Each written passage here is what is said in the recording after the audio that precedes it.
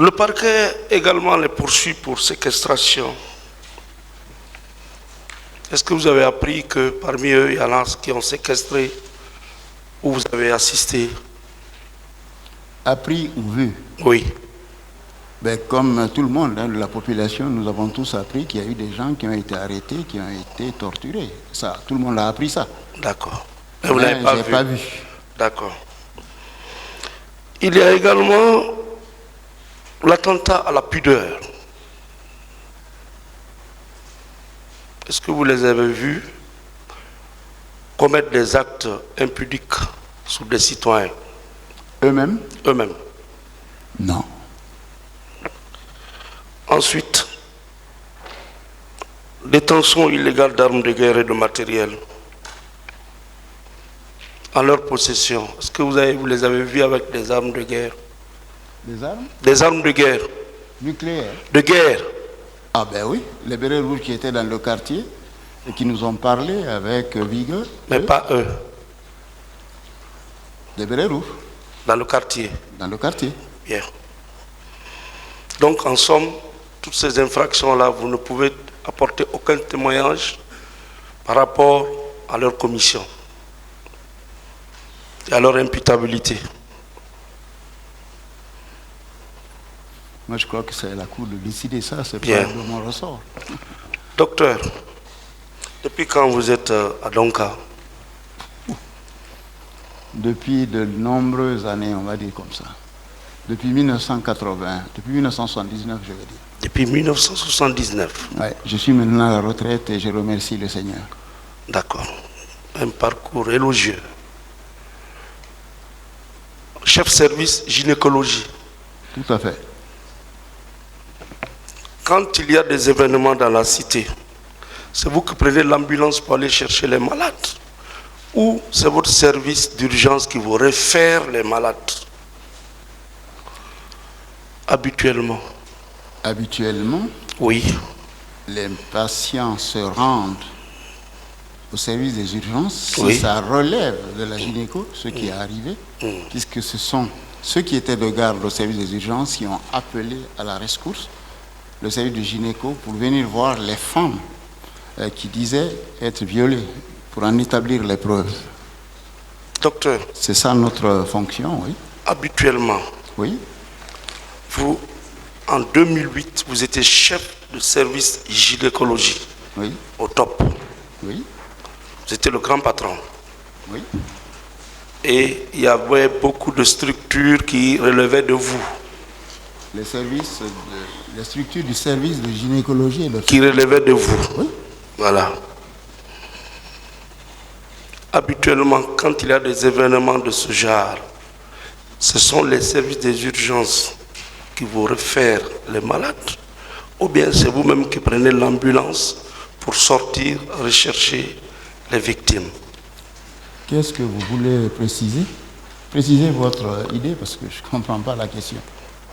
Vous êtes le chef service gynécologie. Oui. Quand il y a des événements dans la ville, il y a des cas de viol. Oui.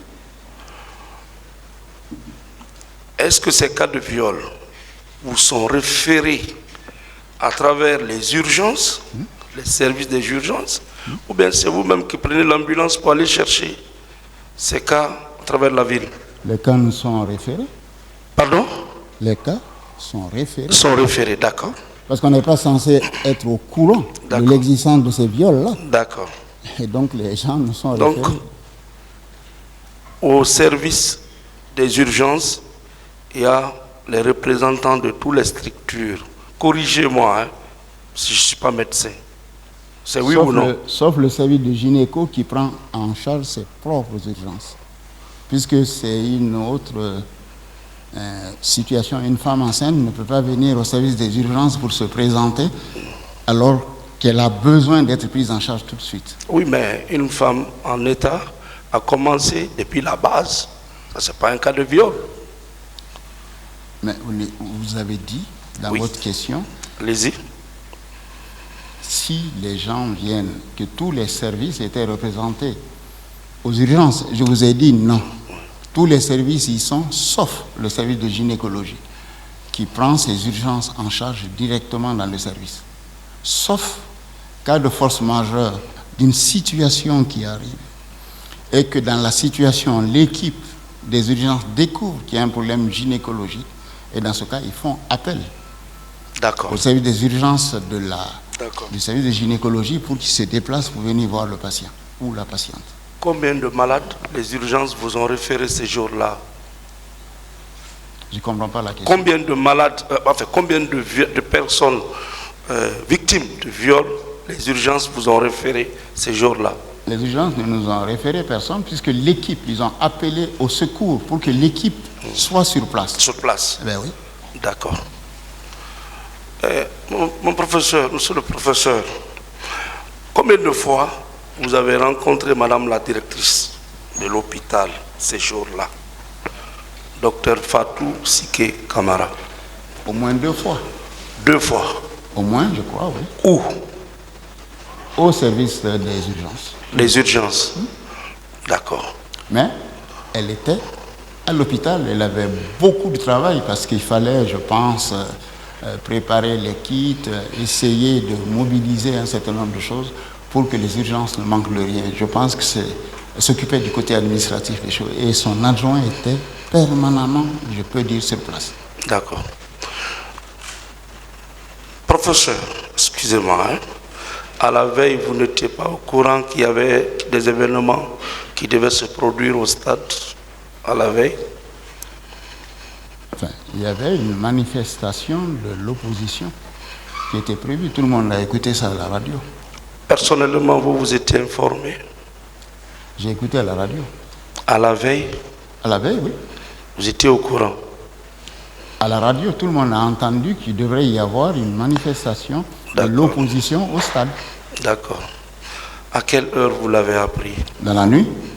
Parce que moi, je rentre tard, je n'écoute pas la radio quand je suis... C'est dans la nuit qu'on m'a dit qu'il devrait y avoir une manifestation. Et comme d'habitude, les jours qui sont considérés comme fériés et autres, beaucoup de chefs de service de l'hôpital viennent. Ils viennent pour régler des problèmes administratifs et pour s'assurer que l'équipe de garde est bien en place. D'accord. Professeur, vous faites partie des 4 décideurs de l'hôpital, non, à l'époque? Oui, j'étais chef de service. Chef de service. Et vous rendez directement compte à la directrice? Ou il y a un intermédiaire?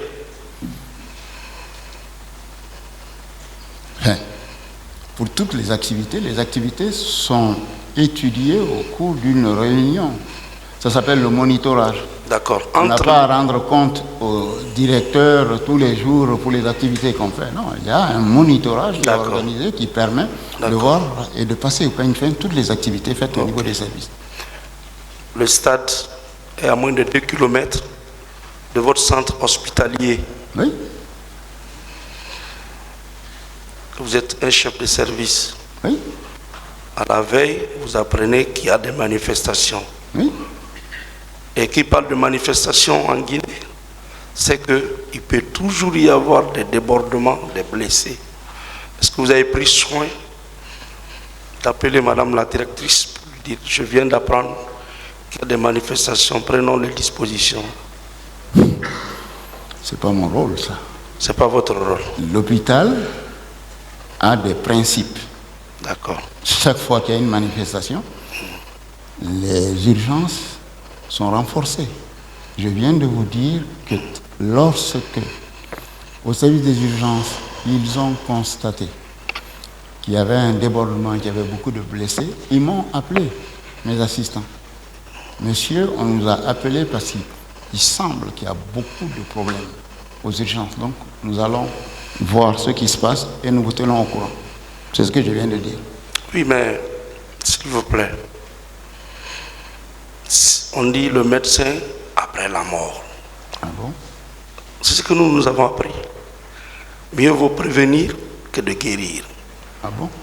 Donc vous supposez que quand il y a une réunion quelque part, il va forcément y avoir violence. C'est ce que vous êtes en train de me dire. Professeur. Non, enfin, je vous pose une question à mon tour. Est-ce que c'est ce que vous pensez? Parce que c'était une manifestations de l'opposition où des discours devaient être prononcés. Très bien, très bien. Mais est-ce que je dois déduire qu'il va y avoir violence à cause de ça? C'est ce que vous êtes en train de me poser comme question. Bien. Moi, dans mon entendement, une réunion qui se tient... C'est bon. Hein? Professeur, vous avez appris les tractations qui avaient eu lieu? Comment voulez-vous que j'apprenne ça? Moi, je suis médecin. Les démarches qui avaient été faites? Quelle démarche? Pour que la manifestation soit reportée. Je ne suis pas au courant. N'était pas au courant. Je ne suis pas un homme politique. Voilà. N'importe qui pouvait apprendre qu'il y a manifestation, mais vous, en raison de votre position, de votre statut de médecin, chef, je voudrais juste savoir si vous n'avez pas été inquiet de provoquer une réunion pour prendre les dispositions, au lieu que le lendemain, vous ne sortez en 2 ou 3 personnes en ambulance. Il a répondu à cette question. Une autre question. D'accord. Docteur, vous étiez parti à bord de combien d'ambulances? Je crois que j'ai dit ça déjà. Vous étiez au nombre de combien? Dans chaque ambulance, il y avait au moins 3 personnes, je pense. 3 personnes. Excusez-moi, combien d'ambulances? 5. 5. Or, Madame la directrice nous a dit ici, sauf erreur de ma part, que l'hôpital ne disposait même pas d'ambulance, qu'il n'y avait qu'une seule ambulance. Mais c'est ce que je vous ai dit, que j'étais dans l'ambulance de tête qui appartenait à l'hôpital et que les autres ambulances appartenaient à des organisations. Il y en avait 2 de Médecins Sans Frontières, une de la Croix-Rouge et une des sapeurs-pompiers qui étaient bien présents ce jour-là. Qui étaient dans l'enceinte de l'hôpital ou c'est vous qui les avez fait appel? Les ambulances étaient tous là parce que dès qu'on découvre qu'il y a urgence, les ambulances se regroupent. Comme les urgences devaient venir à l'hôpital d'Onka, les gens de Médecins Sans Frontières se sont dit, nous venons aller à l'hôpital. Puisque de toutes les façons, ils n'ont pas de structure où prendre en charge. Les prises en charge se font à l'hôpital. Donc ils sont venus vers l'hôpital. Ça a été le cas de la Croix-Rouge. Et les sapeurs-pompiers étaient dans leur droit. Ils viennent dans l'hôpital le plus grand et l'hôpital qui s'occupe habituellement. C'est pour cela qu'ils étaient présents. On a eu à faire appel à personne. En tout cas, quand moi je suis venu, les ambulances étaient sur place. Et c'est après que nous avons décidé d'aller. D'accord. Lors de votre parcours, est-ce que vous avez rencontré des camions militaires? Il y en a quelques-uns qui passaient, oui. Et il y en avait qui transportaient des blessés ou des morts? Je ne sais pas ceux qui avaient dedans parce que les camions avaient des bâches. Ok. Il y a un témoin qui est passé ici qui nous a dit qu'une dame l'avait appelé, dont il ne retient plus l'adresse, que c'est lui qui avait autorisé qu'on envoie chercher les corps au stade. Ma question est de savoir, est-ce que vous pouvez nous indiquer le nom du représentant de la Croix-Rouge ces jours-là, là-bas? Non, je ne peux pas. On ne sait pas. Non. D'accord.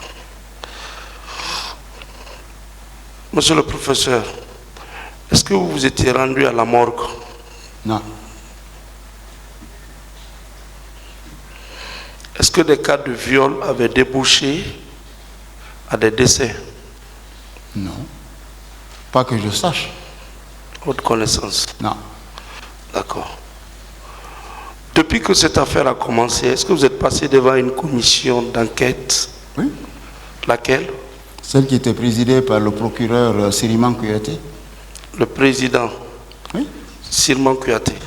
Oui, le président Siriman Kouyaté. Et puis, il y a eu beaucoup d'enquêtes internationales qui sont venues ici, la Cour pénale internationale, le Haut Commissariat aux Nations Unies. On est passé devant toutes ces commissions. Ils ont posé des questions auxquelles nous avons répondu. Et vous y avez déposé des documents? Ils ont demandé les documents. Ce sont les mêmes qui ont été déposés au niveau de la Cour présidée par M. Kouyaté. Vous maintenez effectivement avoir été entendu par la commission d'enquête internationale? Oui. Bon, dans l'une de ses conclusions, la commission indique que la doctoresse Fatou Sike Kamara, directrice de l'hôpital d'Onka, en particulier en relation avec la prise de contrôle militaire de son hôpital et les diverses dissimulations des faits médicaux. La commission a estimé que l'hôpital Donka n'avait pas fourni toutes les informations, toute la documentation. Que répondez-vous pour mieux éclairer leur religion? Je n'ai rien à répondre à ça. D'accord. Dans votre sortie, vous avez pu ramener combien de blessés? Une dizaine, je crois. Une Parce qu'il y en dizaine. avait quelques-uns dans l'ambulance où j'étais, dans l'ambulance qui suivait. Et comme je vous l'ai dit, les gens avaient peur de signaler. Ils nous faisaient des signes et on a promis qu'on allait revenir. Et nous-mêmes, les ambulances avaient peur de garer pour ne pas stigmatiser, puisque les bérets rouges étaient dans le quartier, pour ne pas stigmatiser les concessions. Est-ce que après les événements, votre vie était en danger? Enfin, je n'ai pas eu cette impression. Et de toutes les façons, j'ai fait mon devoir de médecin et de citoyen. C'était ça mon devoir, d'aller voir s'il y avait d'autres blessés auxquels on pouvait apporter un secours. Personne ne vous a menacé après? Non, pourquoi? Non, je veux le savoir. Non. Merci, Monsieur le Président.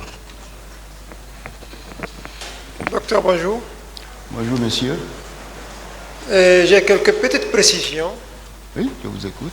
Étant le médecin chef des services de gynécologie, est-ce que vous avez eu à établir, disons, un rapport comportant une liste de victimes? Est-ce que vous avez ce rapport dont vous avez souvenance? Je crois que c'est la énième fois que je réponds à cette question.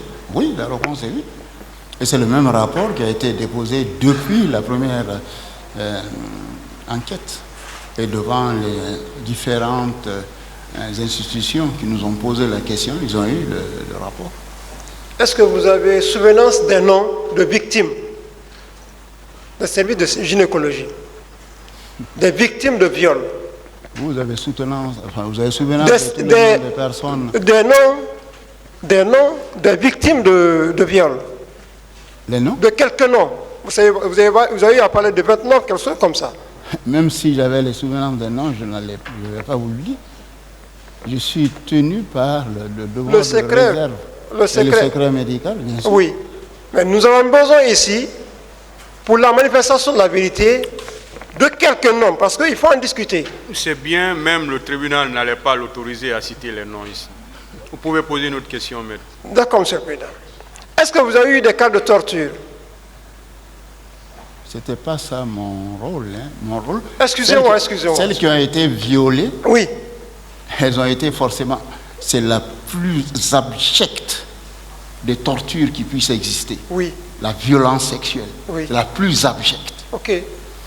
Et souvent, les gens utilisent ça pour détruire le mental des personnes. Et moi, en tant que médecin, je m'insurge comme ça. Je fais un commentaire qui sort des questions qui m'ont été posées.